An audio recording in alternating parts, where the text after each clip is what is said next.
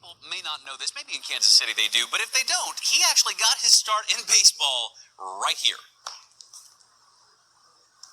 That's right, and today is about so much more than baseball, but you have to remember that Jackie Robinson first wore a Kansas City Monarchs uniform. How did he end up in Kansas City? Listen to this. Before he was number 42, he was number 5 for the Kansas City Monarchs. And how did Jackie Robinson wind up in Kansas City?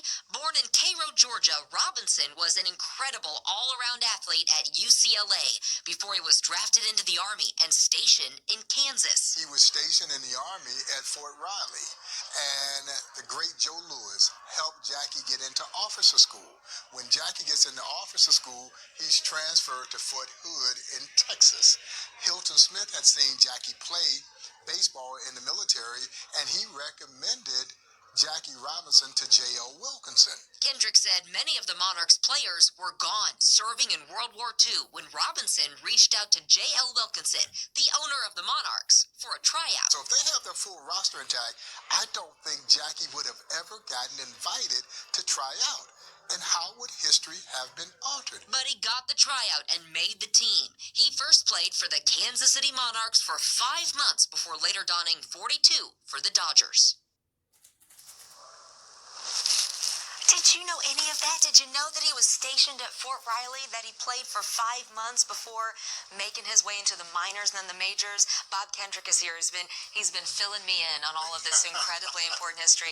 Why is it so important to talk about his time in Kansas City playing in the Negro Leagues for the Monarchs, Bob? Well, I think it's important because it helps, again, substantiate the importance of what the Negro Leagues were all about. And so had it not been for the Negro Leagues, we don't get Jackie Robinson. Therein lies the question, if not Jackie, who? And where would that player have come from? And so not only Jackie Robinson, Lindsay, but the litany of other players who transitioned into Major League Baseball, both black and brown, the majority of them came out of the Negro Leagues, which coincidentally is what put the Negro Leagues out of business. Right, because then the team started integrated. And we're in this corner that talks a lot about Robinson and the movie 42. We all remember when that came out. They debuted it here. When you think about today, you think about MLB players are going to have 42 on the jerseys. Why is today, 75 years later, so critical? We should never forget the day that Jackie Robinson, as I like to say, took that first step to become the man to walk on the moon. Because his breaking of the color barrier changed things dramatically, not only in the game of baseball, but in this country. Jackie Robinson's breaking of the color barrier wasn't just a part of the civil rights movement, it was the beginning of the civil rights movement in this country.